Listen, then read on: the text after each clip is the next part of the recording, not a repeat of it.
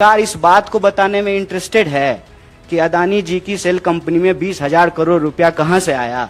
न सरकार इस बात को बताने में इंटरेस्टेड है कि इस देश की वास्तविक संख्या क्या है।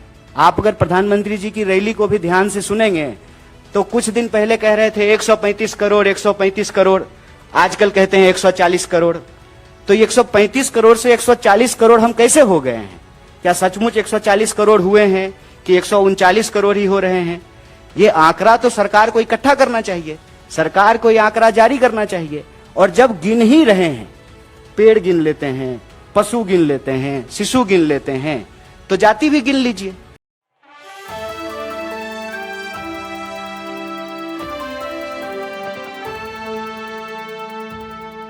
नमस्कार, मैं हूं पीयूष शर्मा और आप देख रहे हैं नेक्स्ट 9 न्यूज पॉलिटिकल बाइट।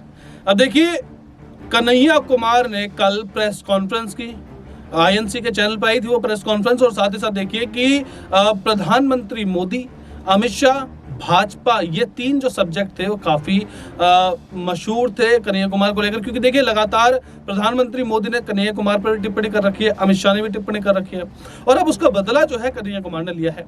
साथ ही साथ जो राहुल गांधी कह रहे थे जातिगत जनगणना को लेकर कि ओबीसी जो समुदाय है उसको लेकर, देखिए भाजपा जो है वो सिर्फ वोट बैंक के लिए ही यूज करती है।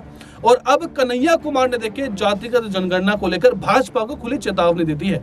क्या कुछ बोला है, सुनिए उसकी जुबानी। देखिए, मुझे नहीं लगता है क्या कि आप जो है गलत व्यक्ति से सही सवाल पूछ रहे हैं। अब गलत व्यक्ति हम इसलिए कह रहे हैं कि ये सवाल बेसिकली आपको जय शाह के पिताजी से पूछना चाहिए। सिंपल एक लाइन में पूछना चाहिए कि आप देश के गृह मंत्री हैं, मामला लॉ एंड ऑर्डर का है। अगर उमेश पाल की हत्या पुलिस की मौजूदगी में हुई या अतीक की हत्या पुलिस की मौजूदगी में हुई तो सवाल तो पुलिस पे भी है ना, पुलिस पे ही है। और देश के गृह मंत्री को, प्रधानमंत्री को, उत्तर प्रदेश के मुख्यमंत्री से सवाल पूछा जाना चाहिए। और गृह मंत्री से तो खास करके ये सवाल पूछा जाना चाहिए कि आपको तरीपार कर दिया गया था, कानून का राज था, आपकी तरीपारी समाप्त हो गई, आप चुनाव लड़े, आप जीते, देश के गृह मंत्री बने और आधुनिक चाणक्य मिला देश को। तो ये कानून के राज से ही संभव हुआ ना। मुझे लगता है कि सही व्यक्ति से सही सवाल, जब मौका मिले, जब प्रेस कॉन्फ्रेंस हो जाए। हम अभी जाति पे बात करने के लिए आए हैं, जनगणना पे बात करने के लिए आए हैं, सामाजिक आर्थिक जातीय स्थिति क्या है देश के लोगों की, उस पे बात करने के लिए आए हैं। कि यह संवाददाता सम्मेलन या प्रेस कॉन्फ्रेंस दो मुद्दों को लेकर के किया गया है। पहला तो आप सब जानते हैं कि महाराष्ट्र में सरकार की मौजूदगी में, सरकारी कार्यक्रम में सरकारी लापरवाही से 11 लोगों की दर्दनाक मौत हुई है। हम भारतीय राष्ट्रीय कांग्रेस की तरफ से शोक संवेदना व्यक्त करते हैं और ये मांग करते हैं कि सरकार बिना किसी लापरवाही के, बिना किसी बहानेबाजी के, बिना किसी आनाकानी के इसकी जिम्मेवारी ले और कुछ सवालों का जवाब दे कि जब एक सरकारी कार्यक्रम किया जा रहा था, सरकार के तमाम बड़े अधिकारी और मंत्री वहां मौजूद थे, तो इतनी बड़ी चूक, इतनी बड़ी लापरवाही कैसे हो गई। प्रश्न ये उठता है कि आप किसी कंपनी को कार्यक्रम की तैयारी के लिए 13 करोड़ का ठेका देते हैं, तो जब नेता के लिए टेंट लग सकता है, नेता के लिए कूलर और एसी लग सकता है, तो जनता के लिए क्यों नहीं लग सकता है? क्या आपको इस बात का पूर्वानुमान नहीं था? कहते हैं कि डिजिटल इंडिया है, डिजिटल इंडिया में हर कोई अपने मोबाइल पे वेदर चेक कर लेता है। क्या मंत्री जी का मोबाइल काम नहीं कर रहा था? उनको आइडिया नहीं था कि देश में गर्मी पड़ती है अप्रैल में, मई में, जून में, और जब गर्मी पड़ती है तो लू चलती है, गर्म हवा चलने से जो है लोगों की तबीयत खराब होती है। जितना क्षमता है उससे ज्यादा लोग अगर एक जगह इकट्ठा होंगे तो स्वाभाविक रूप से परेशानी आएगी।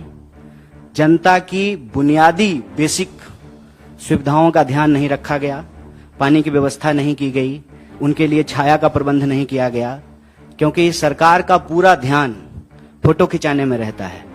फोटो फ्रेम बढ़िया बनना चाहिए। आप लोग देखे हैं ना, माननीय प्रधानमंत्री जी एक बड़ा सा कैमरा लेते हैं अपने हाथ में और 5 बड़ा सा कैमरा रहता है उनके पीछे, जो उनका और उनके कैमरे का फोटो खींचता है। देश में लोकतंत्र है कि नहीं है? अगर देश में लोकतंत्र है तो एक चुनी हुई सरकार अगर एक सरकारी कार्यक्रम कर रही है और वहां लोगों को यदि बुलाया गया है, उनके साथ अगर कोई हादसा होता है तो इसकी जिम्मेवारी सरकार को लेना पड़ेगा। भारतीय राष्ट्रीय कांग्रेस ने, महाराष्ट्र की यूनिट ने यह सवाल उठाया है कि यह गैर इरादतन हत्या का मामला है।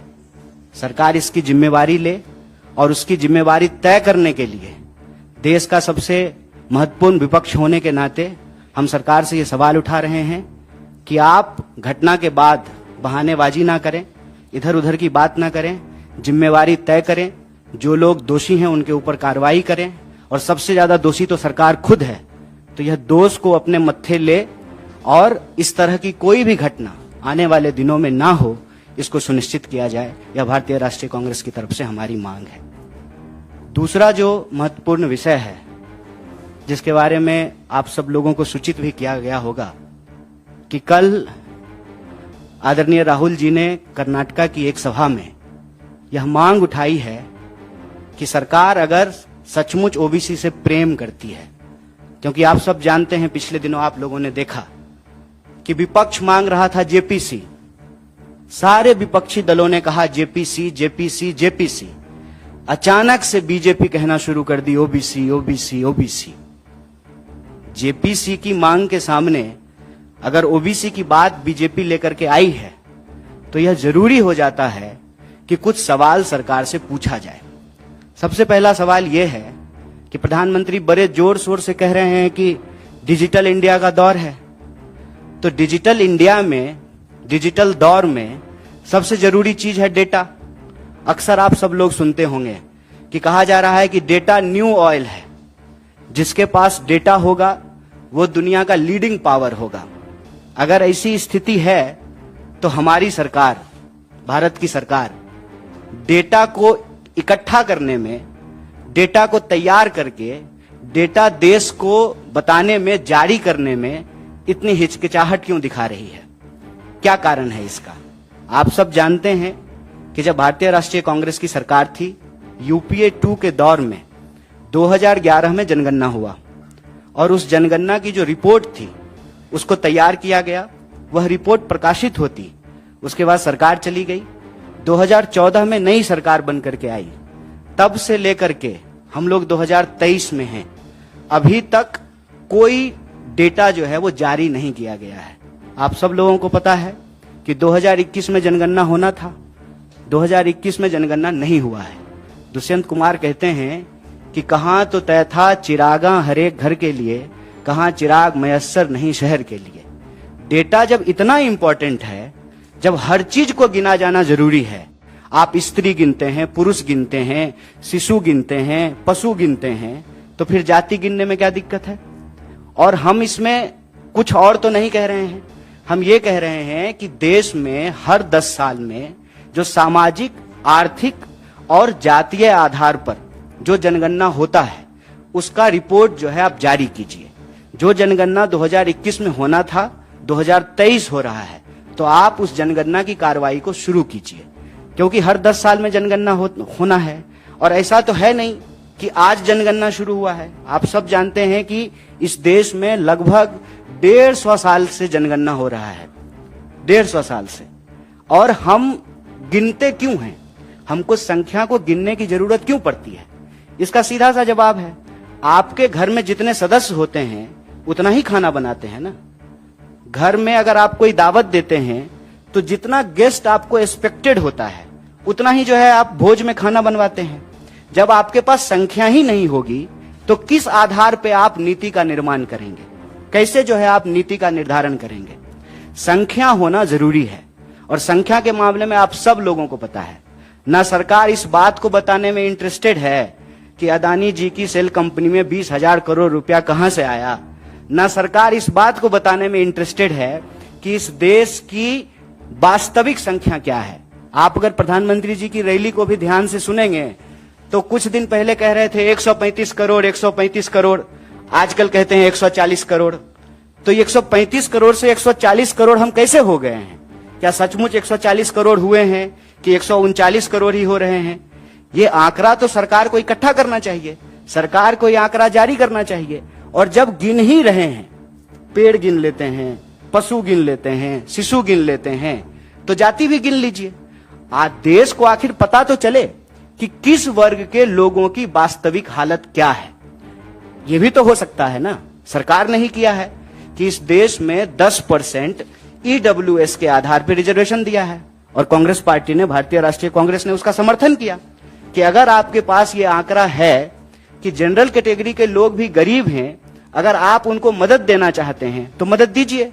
सरकार यह भी डेटा इकट्ठा करती है कि गरीबी रेखा से नीचे कितने लोग रह रहे हैं, इसके आधार पर आप BPL कार्ड जारी करते हैं।